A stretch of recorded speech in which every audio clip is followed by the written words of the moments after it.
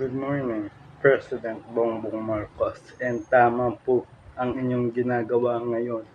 Kumuha po kayo ng maraming ebidensya para hindi mabasura ng sandigan bayan ang mga kasong yan kapag hindi na po kayo ang Pangulo against these 22 corrupt officials that we have right now in the country, especially the two senators on this flood control controversy. Mahirap na po makalabas pa sila at gagawa pa sila ng isa pang kalokohan kapag nakalabas na sila ng kulungan kapag iba na ang nasa pwesto.